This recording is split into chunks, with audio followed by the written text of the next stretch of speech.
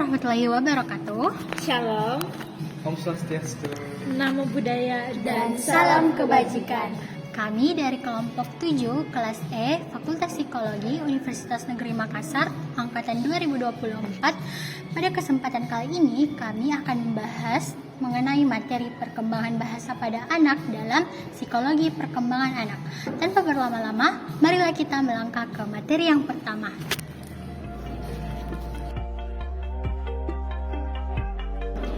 Baik, pada materi yang pertama kita akan membahas tentang definisi bahasa dan aturan dalam bahasa.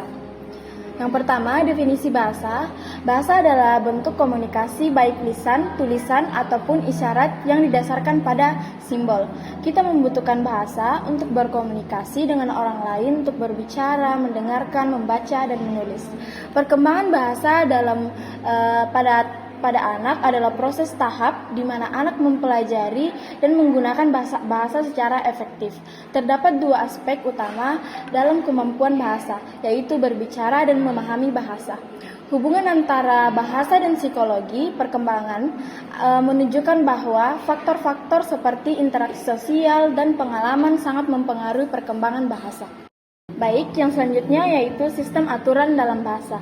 Dalam sistem ini terdapat 5 sistem aturan. Yang pertama, fonologi adalah sistem bunyi dalam suatu bahasa mencakupi bunyi yang digunakan dan cara penggunanya. Contohnya dalam kehidupan sehari-hari pada bayi, yaitu ketika orang tua menyanyikan lagu, maka bayi akan mengenali ritme bunyi yang membantu mereka memahami pola fonologi. Kemudian sistem yang kedua yaitu morfologi adalah sistem aturan yang mengatur pembentukan kata dalam suatu bahasa dengan morfem sebagai unit makna paling kecil. Contoh pada bayi yang mulai belajar berbicara, mereka akan menggabungkan kata-kata seperti mobil-mobilan yang pada dasarnya kata tersebut adalah mobil. Kemudian sistem yang ketiga yaitu sintaksis adalah cara penggabungan kata untuk membentuk frasa dan kalimat yang dapat diterima. Seringkali dipadankan dengan istilah tata bahasa. Contohnya, bayi mungkin mulai mengatakan mama pergi atau bola jatuh. Di sini struktur subjek dan predikat sudah terlihat mulai jelas. Kemudian sistem yang keempat yaitu semantik adalah studi tentang makna dan kata-kata dan kalimat, di mana setiap kata memiliki fitur semantik yang terkait dengan maknanya.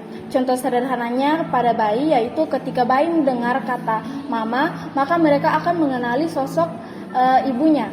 Contoh lainnya juga ketika bayi menyebut bola, maka mereka akan memahami bahwa itu adalah objek bulat yang dapat berguling atau dimainkan. Kemudian sistem aturan yang terakhir yaitu pragmatik adalah aturan tentang cara menggunakan bahasa dengan benar sesuai dengan situasi. Contoh sederhananya pada bayi, ketika bayi menangis untuk meminta perhatian atau makanan menunjukkan pemahaman tentang situasi. Contoh lainnya ketika bayi melambaikan tangan dan berkata dada, itu menunjukkan pengertian tentang perpisahan. Bagaimana bahasa berkembang? Yang pertama, masa bayi atau dari umur 0 sampai 2 tahun. Yang pertama, 0 sampai 3 bulan. Menangis untuk menunjukkan rasa tidak nyaman sekaligus menginginkan reaksi keliling. Contohnya seperti anak merasa haus dan mulai menangis karena perutnya tidak nyaman. Dia mencari perhatian untuk diberi minuman. Bisa juga menunjukkannya dalam bahasa tubuh dengan cara menunjukkan ke arah sesuatu, melambaikan tangan, menganggukkan kepala, isyarat minta susu. Selanjutnya, umur 3-12 bulan. Mengoceh, menunjukkan perasaan positif, menghasilkan rangkaian konsonan vokal. Terus, umur 9-18 bulan. Kalimat satu kata dianggap sebagai satu kalimat utuh. Contohnya menyebutkan kata mama atau papa. Dapat menimbulkan beragam makna, menunjukkan mau atau tidak mau suatu hal. Terus selanjutnya umur 18 atau 3 bulan. Kalimat 2 kata, anak memahami 300 kata lebih. Yang kedua, masa anak usia dini. Fase pengembangan kosakata. Pada fase ini, anak dituntut untuk memiliki 50 kosakata baru dalam setiap bulannya.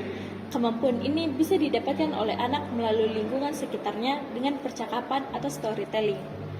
Yang ketiga, masa kanak-kanak, pertengahan dan akhir. Dari umur 5 sampai 7 tahun, senang humor dan melontarkan hal-hal lucu. Dapat memahami dan menyebutkan lawan kata, mengutarakan pendapat dan alasan, meniru bahasa dari lingkungan sekitar, dan dapat menceritakan kembali pengalaman atau aktivitasnya. Terus, umur 8 sampai 12 tahun, menggunakan bahasa gaul dan terkadang mencoba bahasa kasar, senang berbicara, berdiskusi, dan berdebat. Yang terakhir, masa remaja. Bahasa remaja terbentuk dari lingkungan, pilihan, dan penggunaan kosakata sesuai dengan tingkat sosial keluarganya. Kosakata remaja terus mengalami perkembangan sesuai dengan bertambahnya referensi bacaan dengan topik-topik yang lebih kompleks. Contohnya seperti ketika orang tua sering berbicara menggunakan bahasa yang kaya dan bervariasi, anak cenderung meniru gaya berbicara tersebut dan dapat mengembangkan kosakata yang lebih luas. Oke, setelah kita melihat penjelasan sebelumnya, yaitu bagaimana sih bahasa berkembang. Nah, kali ini mari kita menyimak video perkembangan bahasa bayi dan anak berdasarkan usianya. Check it out.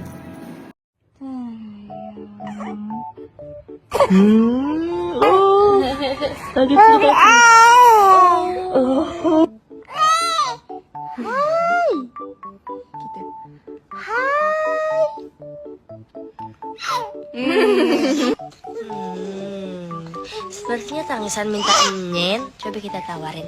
Mau nyen?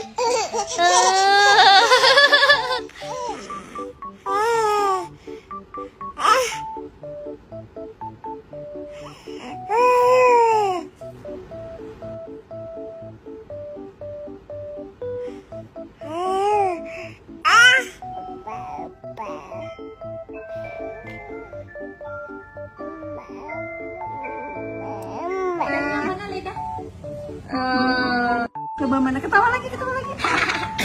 Aduh, ketawanya. Siapa ini? Abang.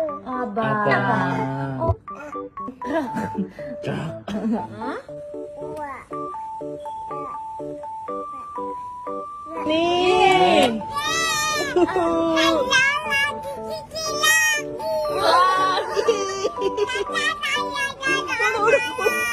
Biji.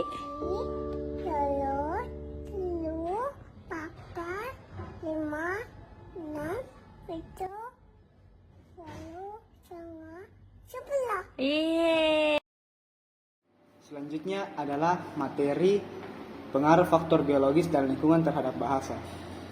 Teori yang pertama yaitu teori natives, teori yang dikemukakan oleh Noam Chomsky.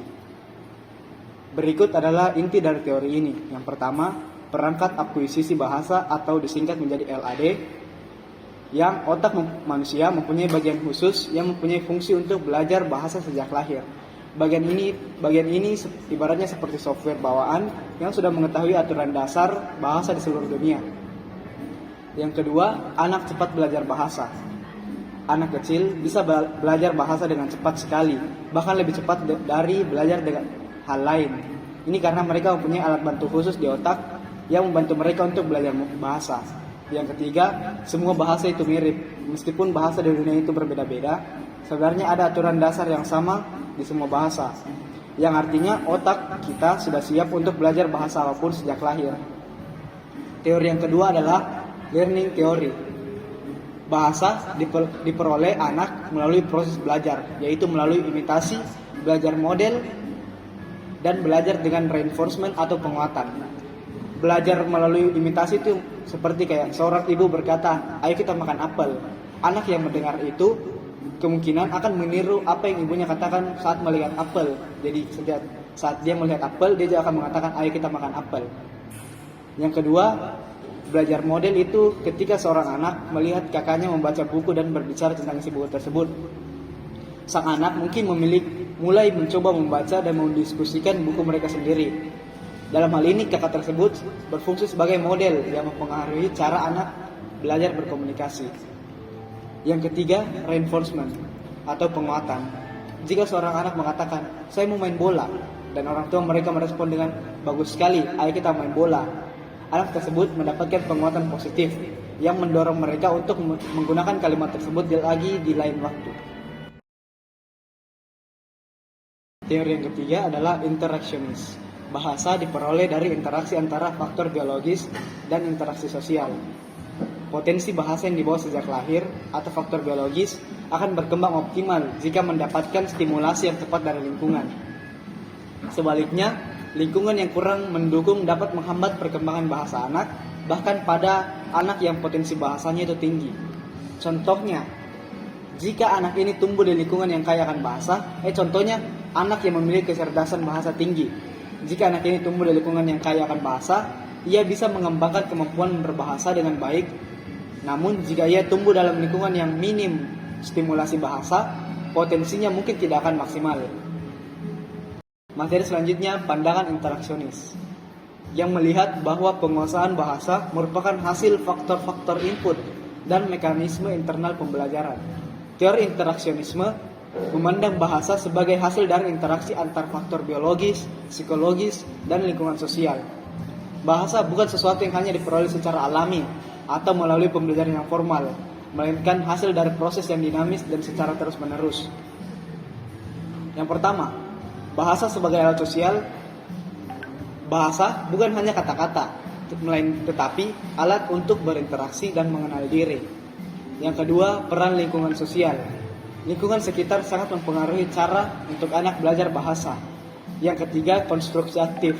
Anak-anak tidak hanya pasif menerima bahasa, tetapi juga aktif membangun pemahaman mereka tentang bahasa melalui proses eksperimen dan penemuan. Yang terakhir, peran kognitif, seperti persepsi, ingatan, dan pemecahan masalah sangat penting dalam perolehan bahasa.